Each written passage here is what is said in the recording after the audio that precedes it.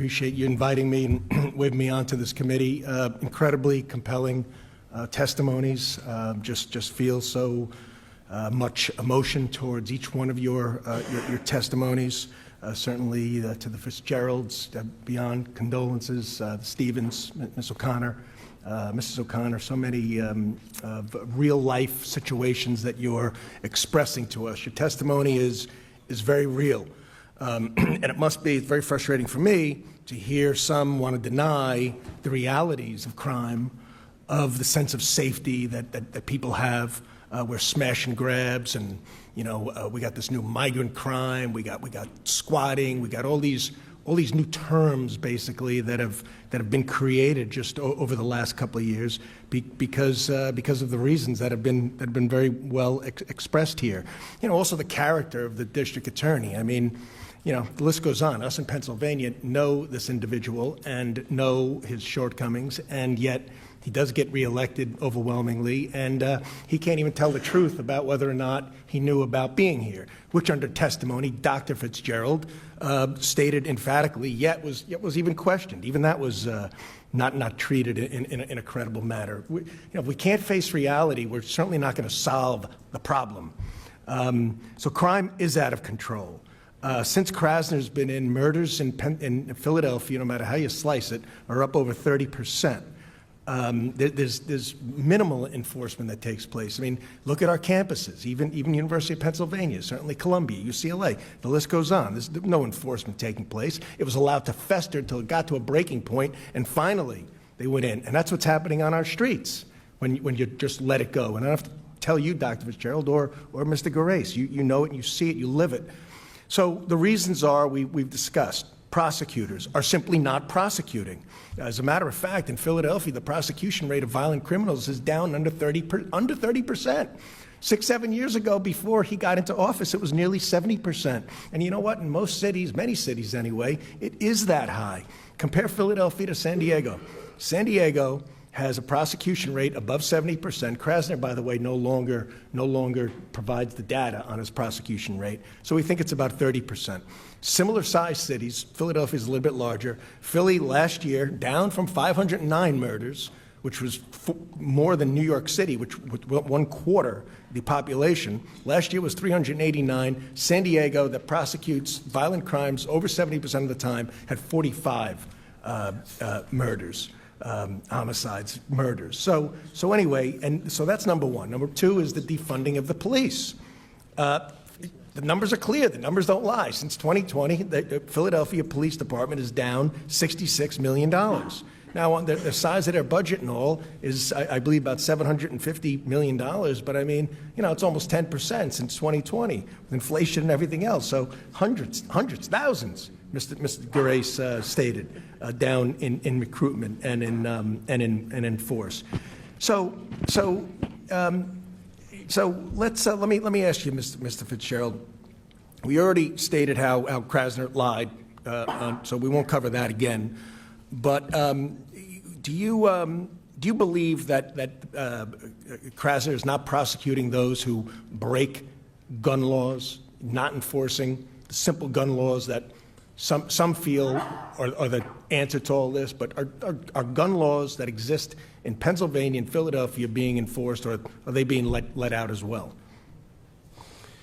As a chief of police in another state now, it's hard for me to focus simply upon Philadelphia. However, I obviously have deep roots here within the police department, and I will tell you that there is a dramatic effect in the city for when there is a lack of prosecution for gun-related crimes. I'll cite an instance. I have a family member that's in politics here who was in his district, and he said hello to someone that he knew probably should have been in jail. He talked to the person and said, "What's going on? You just got arrested for having a gun." This person had been arrested 5 times for having firearms in their possession, and said, "Yeah, you know why I'm out." So if these gun laws were enforced, you think there'd be less gun violence? I believe that if these gun laws here in the Commonwealth of Pennsylvania were being prosecuted effectively, were being pursued effectively, would work. we're not perfect. No one's perfect. We're not asking that a district attorney's office be perfect or even legislature.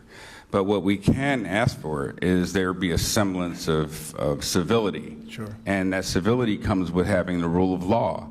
And when the rule of law is not enforced, you have anarchy. And we're seeing anarchy in our cities. I'm in Colorado now. I've been a police chief in Iowa. I've been a police chief in Texas twice, Pennsylvania. Fortunately, I'm able to sort of see across the country what the ebbs and flows of violent crime, cause people and what gun-related violence cause.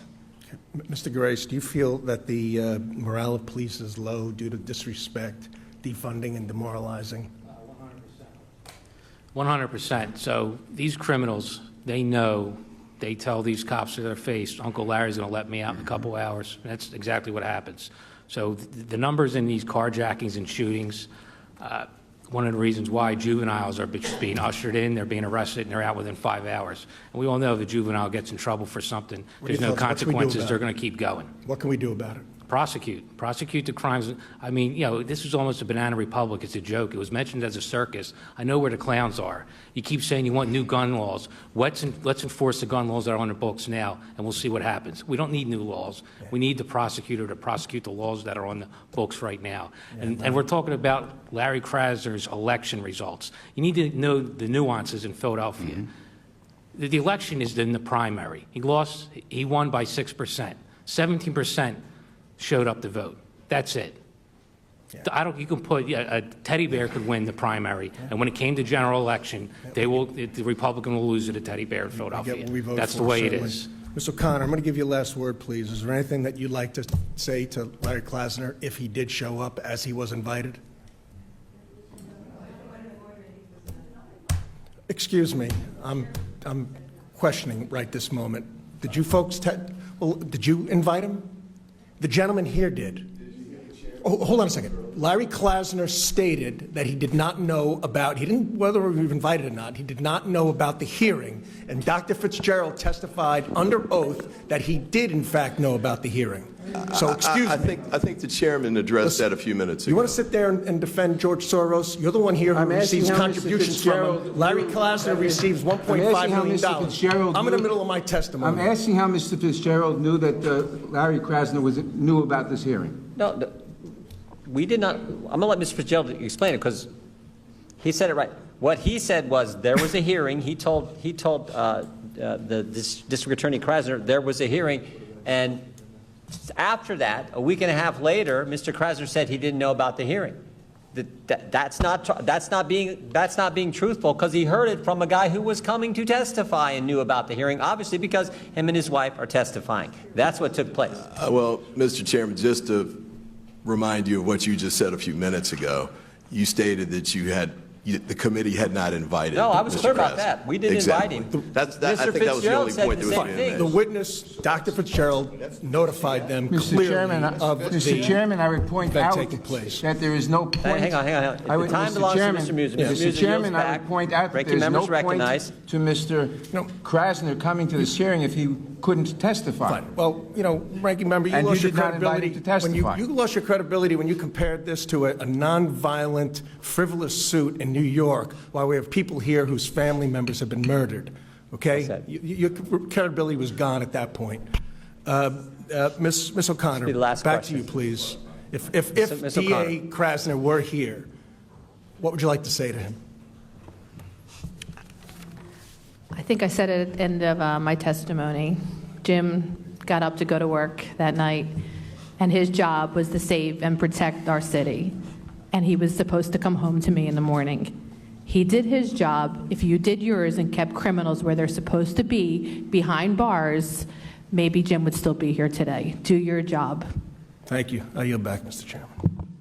Gentleman yields back. I want to thank Ms. O'Connor. I want to thank you for being here. We thank we thank Jim for his service to this community, to our country, and your family as well, and to Dr. and Mrs. Fitzgerald. The same to you for what Christopher, how he served. Marissa, thank you as well. God bless you for being here. And I want to thank all our witnesses for being here today in this important hearing where I do think, as I indicated for Mr. Ivey, where we can do some bipartisan things that will help but we also got to get rid of the crazy policies that are, I think, leading to the consequences that we see in so many communities. That concludes today's hearing. Without objection, all members will have 5 legislative days to submit additional written questions for the witnesses or additional materials for the record. The hearing is adjourned.